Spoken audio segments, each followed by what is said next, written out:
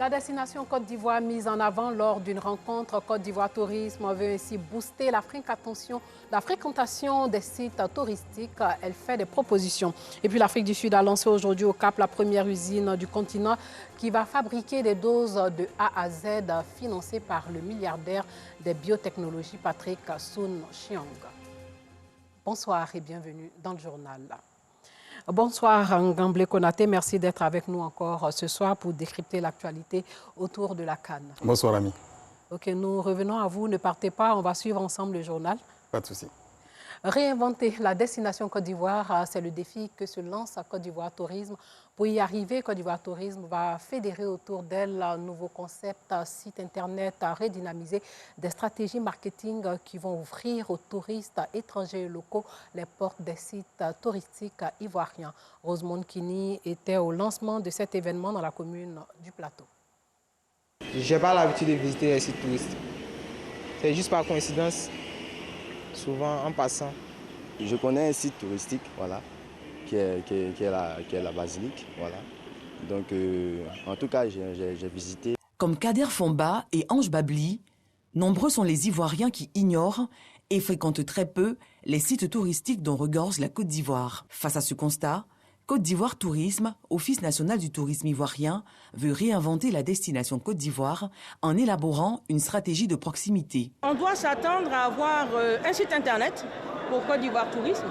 On doit s'attendre à des communications en direction de la communauté locale pour pouvoir développer le tourisme intérieur. Et si on ne construit pas une destination touristique, on ne pourra pas mettre en place une véritable économie qui pourrait nous permettre de réduire la pauvreté en milieu rural et de créer des emplois pour les jeunes. La mise en place d'une Web TV, une franche collaboration avec les représentants des différentes localités du pays, journalistes, blogueurs et des personnages publics, sont entre autres les actions majeures entreprises par Côte d'Ivoire Tourisme. Nous allons renforcer le partenariat, travailler ensemble afin de faire de Grand Bassam un cas d'école, un projet pilote pour pouvoir ensuite le dupliquer sur les autres localités touristiques de Côte d'Ivoire. C'est une belle démarche parce que c'est quelque chose qu'on n'a jamais vu. Et moi, je suis d'accord pour ce genre d'innovation et puis pour mieux vendre la Côte d'Ivoire. Parce que souvent, ça nous faisait mal de voir qu'on a de belles installations, des sites touristiques qui ne sont pas bien vendus. Cette rencontre, intitulée Côte d'Ivoire Tourisme I20, s'inscrit dans le cadre de la relance durable de l'économie touristique dès 2022. Elle fait suite au Forum Côte d'Ivoire Destination Touristique qui s'est tenu du 8 au 11 décembre 2021 à Yamoussoukro.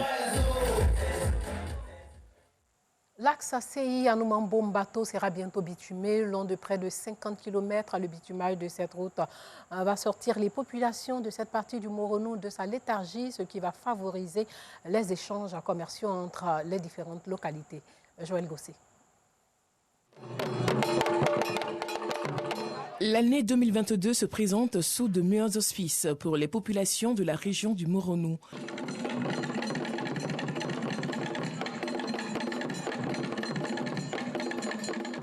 L'un de ses fils, Nguesson Aondjon, était porteur de bonnes nouvelles lors de sa récente visite à Anoumaba.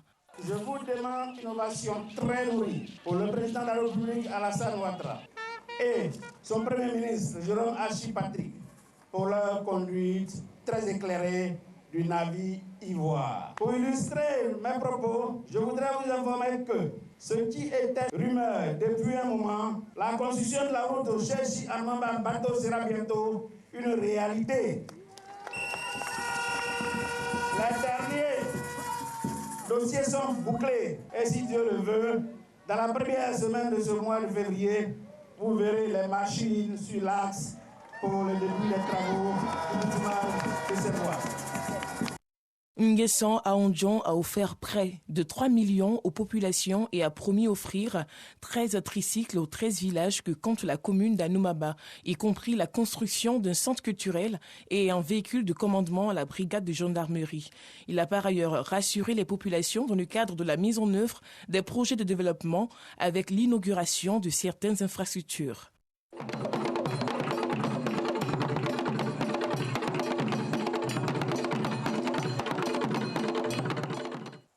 La Jeune Chambre internationale universitaire Abidjan et Meraude mène aussi des actions de développement dans plusieurs communes. Lors de sa rentrée solennelle dans la commune de Cocody, elle a lancé ses activités et présenté son budget pour l'année 2022. Le reportage de Abdoulaziz Guira, commenté par Anissette Conan-Blessing.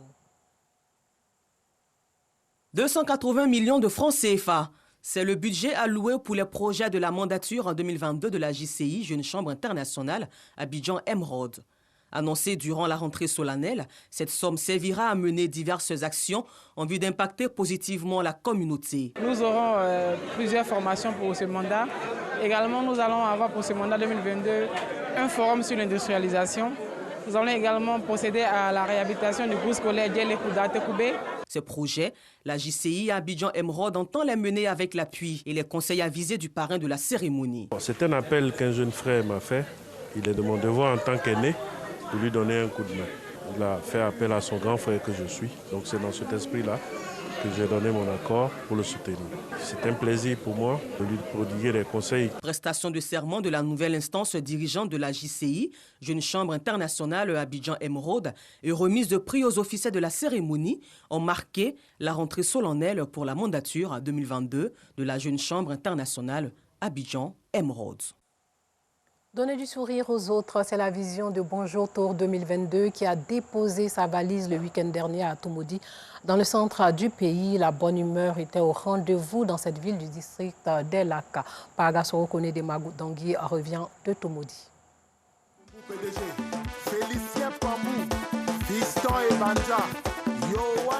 Ne vous méprenez pas. Nous ne sommes ni au réveillon du 31 décembre, ni à la fête du Nouvel An, encore moins au lancement d'Abidjan Ville Lumière, mais bien à Bonjour Tour 2022 de la RTI au stade de Toumoudi.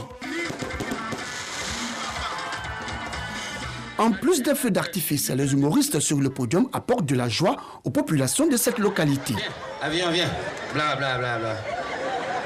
Viens ici. Ah. Retourne-toi. Va comme ça. Oh, les blancs sont forts. Oh, vous allez pas, il peut faire ça, mais il ne peut pas faire. Et mais il peut s'envoler pour aller faire, mais ils ne vont pas faire. Équipe de Côte d'Ivoire, André Loto. Tu paries 10, 30, ça vient 0, 1, 0, 3. Et puis ça vient en bas, même toute chance, tu es mort comme ça. Le directeur général de la RTI, M. Fosseni Dambélé, vous salue. Quand vous êtes assis, regardez à côté. Il y a des personnes du Nord, il y a des personnes de l'Est, il y a des personnes du Sud, il y a des personnes de l'Ouest, il y a des personnes du Centre. C'est cette cohésion, cette entente qui va nous amener très loin. Parce qu'ensemble, on est toujours plus forts.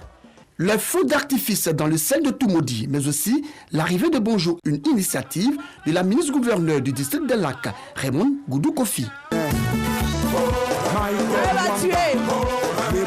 Nous allons regarder notre voisin, si on ne le connaît pas, et même si on le connaît, on lui dit simplement « Bonne soirée ce soir à Bonjour 2022 ». La paix à Toumoudi, la cohésion à Toumoudi, l'amour partagé à Toumoudi et surtout le vivre ensemble à Toumoudi. Le public de Toumoudi, lui, n'a pas boudé son plaisir et souhaite le retour de Bonjour l'année prochaine. J'ai vu souvent à la télévision. Aujourd'hui, j'ai été content de venir les voir en direct. Vraiment, je suis très heureux. Je dis merci à Madame la ministre. Toumoudi, il n'y a vraiment pas d'événement de ce genre. Et Bonjour, ça permet aux riverains de Toumoudi de prendre du bon temps. L'équipe de Bonjour est la bienvenue à Toumoudi et nous espérons qu'ils viendront chaque année. Je ne peux que souhaiter la paix en Côte d'Ivoire. Prochaine étape pour équipe de production et humoristes Grand Bassam, Aboisseau et Jacquesville respectivement, les vendredis 21, samedi 22 et dimanche 23 janvier prochains.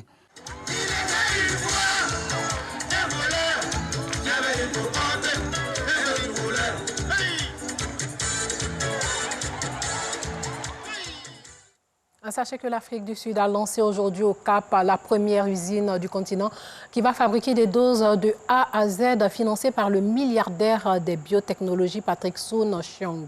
L'objectif est la production d'un vaccin de deuxième génération selon l'homme d'affaires américain d'origine chinoise né en Afrique du Sud. Les premiers vaccins seront produits cette année et le site devrait atteindre 1 milliard de doses par an d'ici à 2025. La mise au point de vaccins de deuxième génération vise notamment à remédier à la perte d'efficacité des premiers vaccins dans le temps, mais aussi à l'apparition des variants du virus. Place à Écho des Cannes.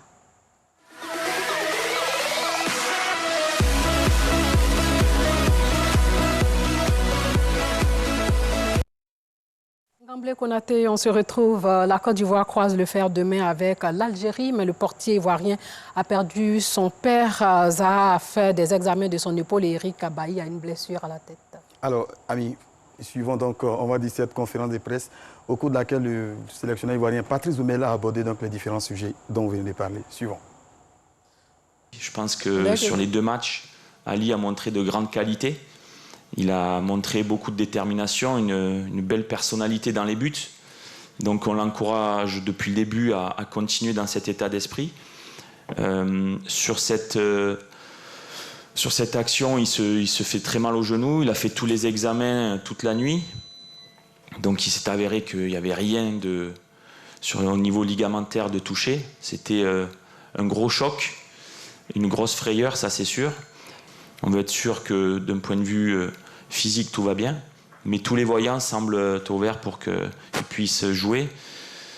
Eric est toujours sous contrôle de notre staff médical. Il était sous observation parce qu'il avait des grosses douleurs, des gros maux de tête.